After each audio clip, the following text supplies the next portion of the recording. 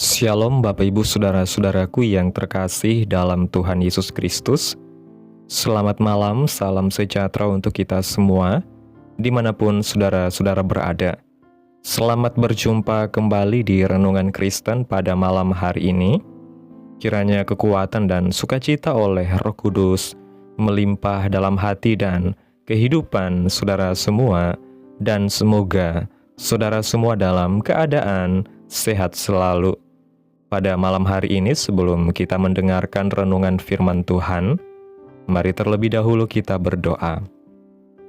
Bapa kami yang ada di dalam kerajaan sorga, Bapa yang kekal dan ajaib, Bapa yang penuh kasih sayang, Bapa di dalam nama Tuhan Yesus Kristus, kami mengucap syukur ya Bapa, oleh karena pertolongan-Mu di sepanjang hari.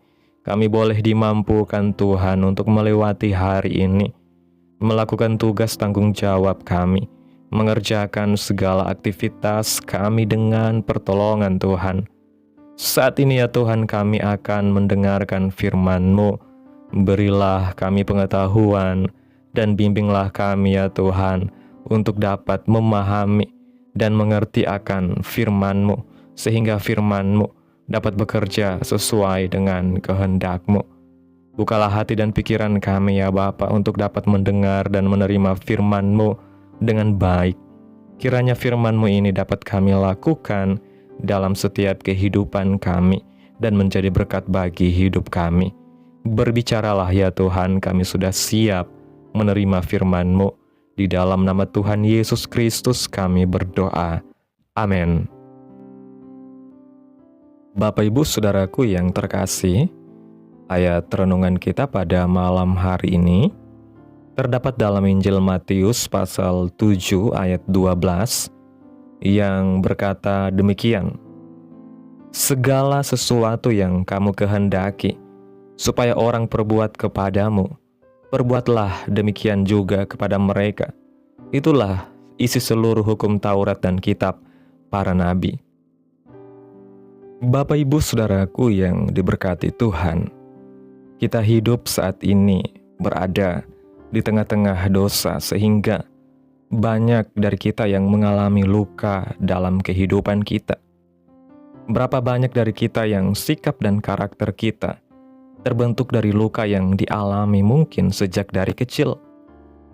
Hari ini kita akan merenungkan tentang bagaimana Tuhan dapat mengubah luka menjadi berkat dalam hidup kita. Kadang-kadang kita mengalami kesedihan, kekecewaan atau kesulitan yang membuat hati kita terluka. Namun, jika kita memilih untuk percaya dan mempersembahkan luka-luka kita kepada Tuhan, Dia dapat menggunakannya untuk tujuan yang baik dan membuat kita menjadi berkat bagi orang lain. 3 hal yang dapat perlu dipahami dalam posisi ini, yaitu yang pertama, untuk dapat merasakan luka orang lain sehingga dapat melakukan pendekatan yang baik dan tepat. Sesuai dengan ayat pembacaan kita, Tuhan mengizinkan kita mengalami kejadian yang sulit, susah, dan tidak enak, agar kita dapat membantu memberi pendekatan yang tepat kepada orang yang membutuhkan kehadiran kita. Contohnya, kita menjadi teman pendengar yang baik bagi orang-orang yang bermasalah di sekitar kita, lalu kita dapat membimbing orang-orang tersebut ke arah yang positif dalam menghadapi problemnya, sehingga perkataan kita jauh lebih baik, lebih kena, lebih kontekstual, dan lebih tepat. Yang kedua, untuk menginspirasi orang lain, maka dari itu jadilah pemenang. Dalam kitab Filipi pasal 4 ayat 13 mengatakan, segala perkara dapat kutanggung di dalam Dia yang memberi kekuatan kepadaku. Kita harus menang dalam persoalan yang kita alami agar dapat jadi inspirasi banyak orang. Luka yang kita alami bisa jadi piagam buat kita. Mari jangan pakai kekuatan kita sendiri, karena bersifat kedagingan, di mana cenderung marah, balas dendam, dan mencari pelampiasan ke orang lain.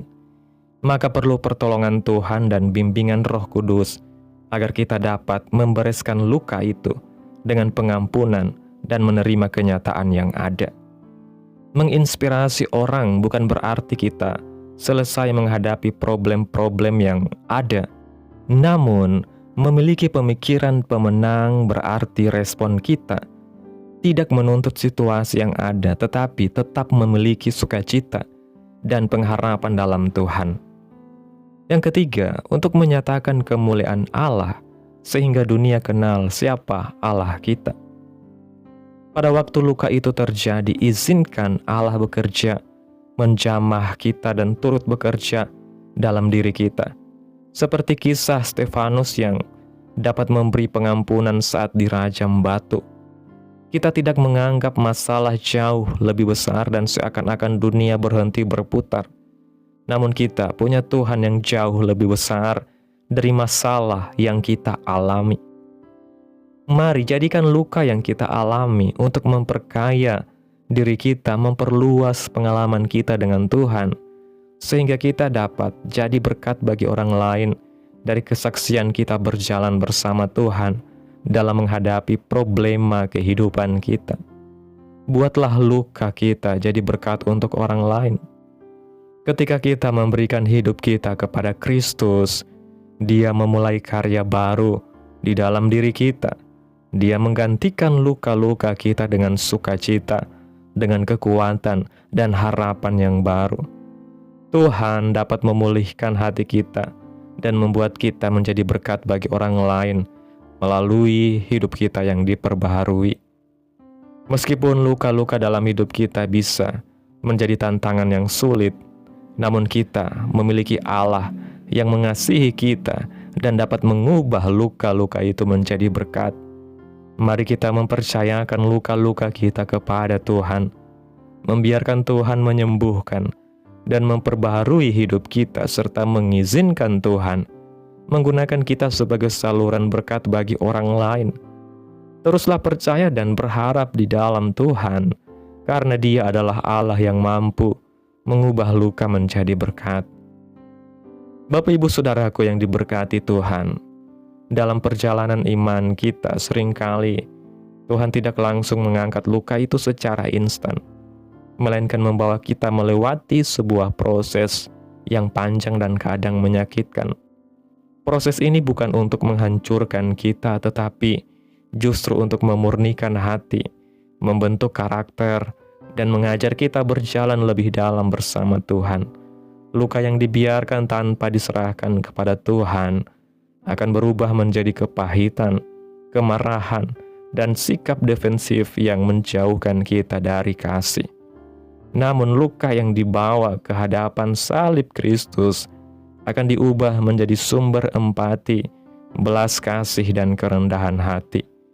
Di titik inilah kita mulai memahami bahwa Tuhan tidak pernah menyia-nyiakan air mata kita. Setiap kekecewaan, penolakan, dan penderitaan yang kita alami dicatat oleh Tuhan dan dipakai Tuhan untuk membentuk kita menjadi pribadi yang lebih serupa dengan Kristus. Dari luka inilah kita belajar mengasihi tanpa syarat, mengampuni tanpa menuntut balasan, dan melayani tanpa pamrih, karena kita sendiri pernah merasakan betapa besar kasih karunia Tuhan dalam memulihkan hidup kita. Lebih dari itu, luka yang telah dipulihkan oleh Tuhan akan menjadi alat pelayanan yang sangat kuat. Kesaksian hidup yang lahir dari pergumulan nyata seringkali jauh lebih berbicara daripada sekedar kata-kata pengajaran.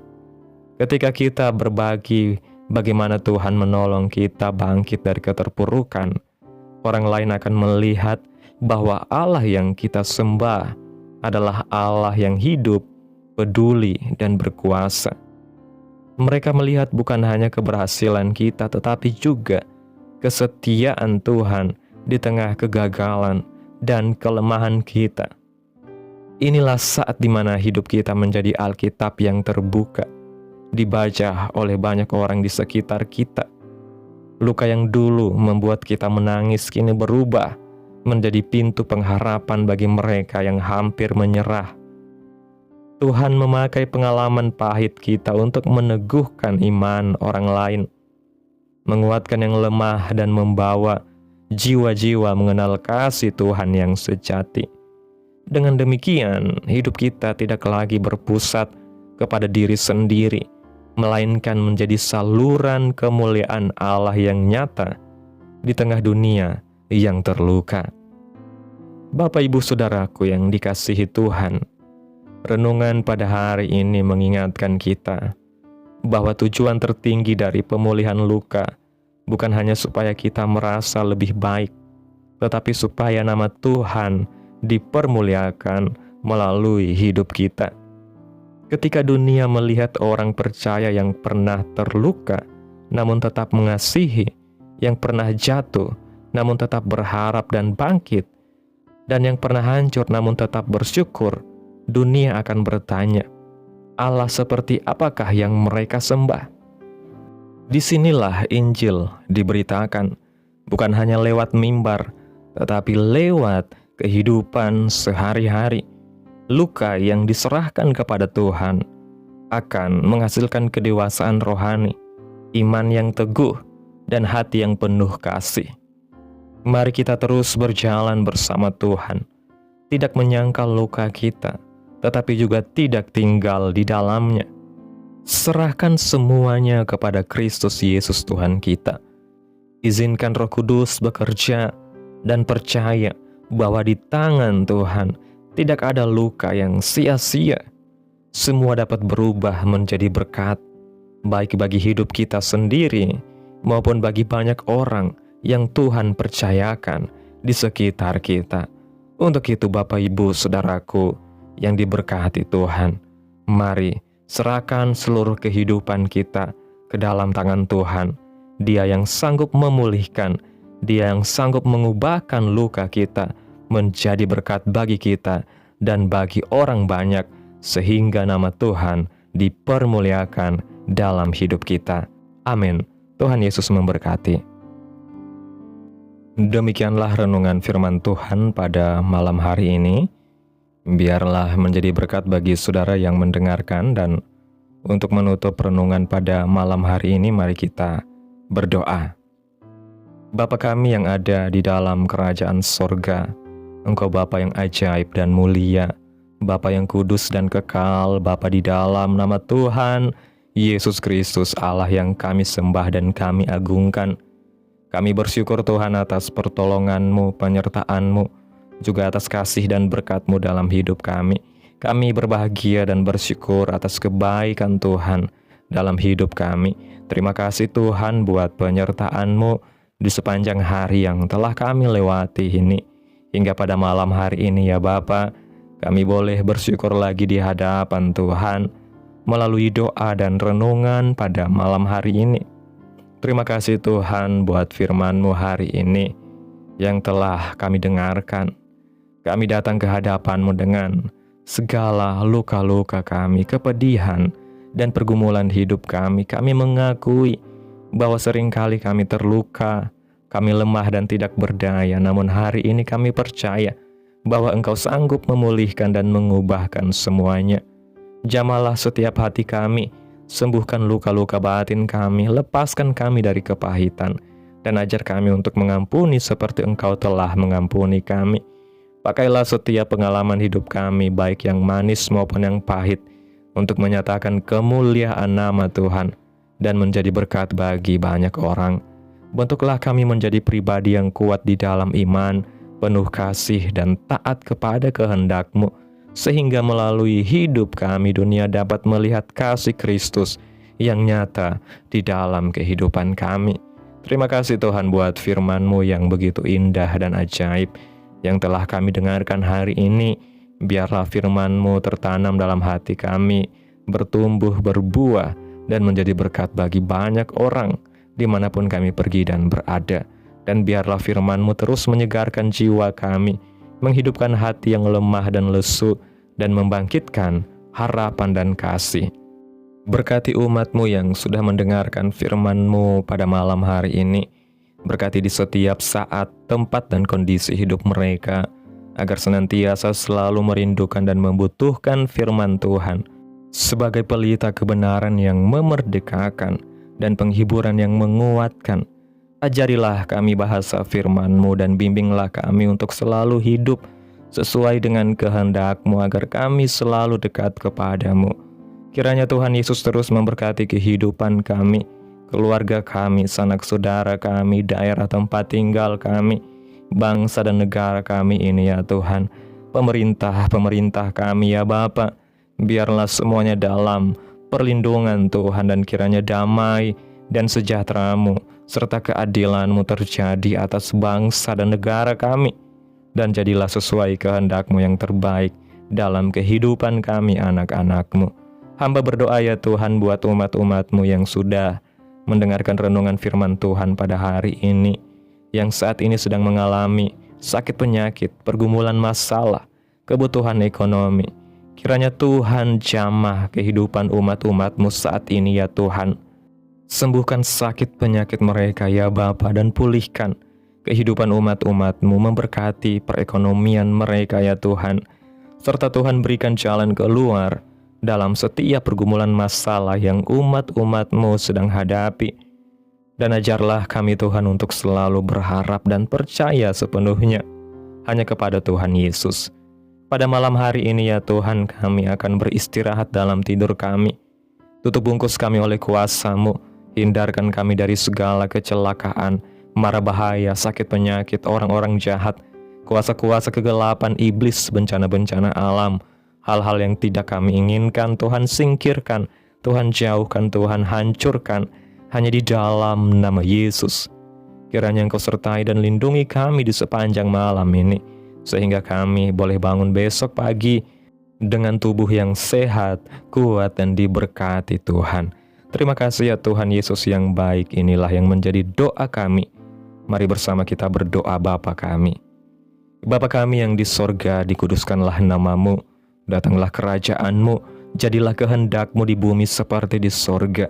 Berikanlah kami pada hari ini makanan kami yang secukupnya, dan ampunilah kami akan kesalahan kami, seperti kami juga mengampuni orang yang bersalah kepada kami. Dan janganlah membawa kami ke dalam pencobaan, tetapi lepaskanlah kami daripada yang jahat, karena Engkaulah yang mempunyai kerajaan dan kuasa dan kemuliaan sampai selama-lamanya. Amin. Terimalah berkat Tuhan. Tuhan memberkati engkau dan melindungi engkau. Tuhan menyinari engkau dengan wajah-Nya dan memberi engkau kasih karunia. Tuhan menghadapkan wajah-Nya kepadamu dan memberi engkau damai sejahtera. Terimalah berkat Tuhan di dalam nama Tuhan Yesus Kristus. Amin. Selamat malam, selamat beristirahat. Tuhan Yesus memberkati kita semua.